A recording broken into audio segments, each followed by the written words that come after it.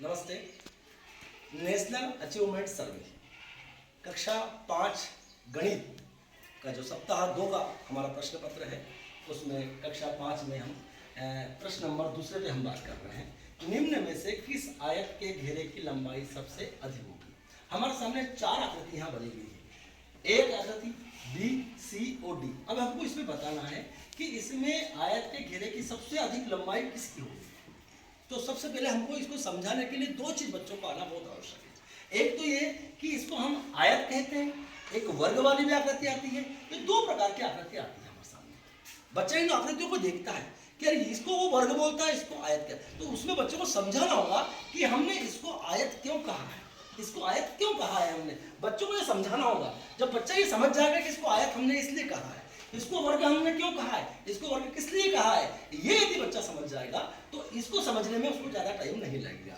अब देखा हमने बच्चों को समझा दिया कि ये आयत है, ये आयत है और इसमें 4 भुजाएं होती है और चारों भुजाओं को हम देखते हैं तो ये आमने सामने की जो 2 भुजाएं, ये और ये दोनों समान है और ये दोनों समान है। यानी चारों भुजाओं की लंबाई समान नहीं है, आमने सामने की कोई 2 भुजाओं की लंबाई समान है।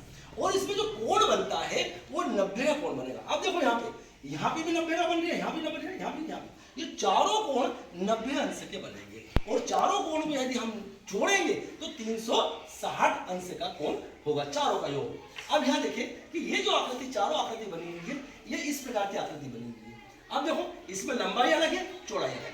लंबाई 12 है, चौड़ाई 10 सेंटीमीटर है। अब यहाँ देखो बी में 12 मीटर इसकी लंबाई है, 8 मीटर चौड़ाई है।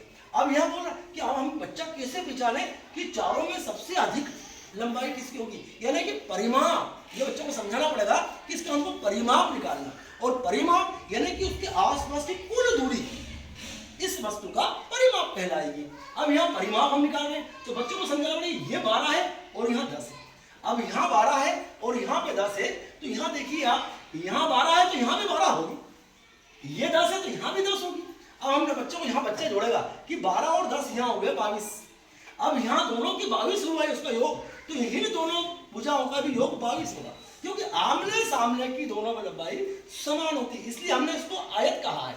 आयत का एक नियम है कि आमने सामने की कोई 2 भुजाएं समान लंबाई की है और उसमें जो कोण बन रहे हैं वो चारों ही कोण समकोण बन रहे हैं, तो वो आयत कहलाएगी। ठीक है, अब यहाँ पे आयत है तो हमने इसका निकाला कि यहाँ इन दोनों भुजाओं की लंबाई का योग करा हमने, लंबाई और चौड़ाई का योग किया तो 22 आया, तो यहाँ भी 22 आएगा, तो 22 और 22 यहाँ 44 हो गए।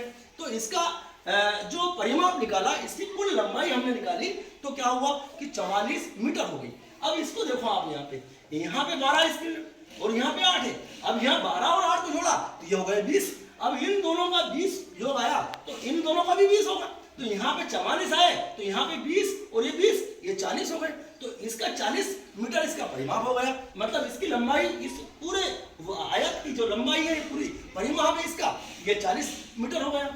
अब ये सी वाले देखते हैं अपन। यहाँ इसका पहला एक हमने बच्चों को समझाया कि ये 44 आया और यहाँ पे 40 आया।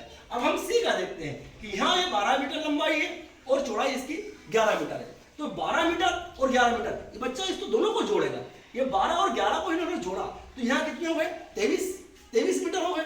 अब यहाँ 23 है तो यहाँ भी 23 होगा, ये 23 और ये 23, क्योंकि परिमाप हमने बच्चों को पहले ही समझाया कि आसपास की कुल दूरी जो होती है वो उसका परिमाप कहलाती है। तो यहाँ 23, यहाँ भी 23। अब 23 और 23 बच्चों को जोड़ेगा तो यहाँ कितने हो गए 46 हो गए, 46।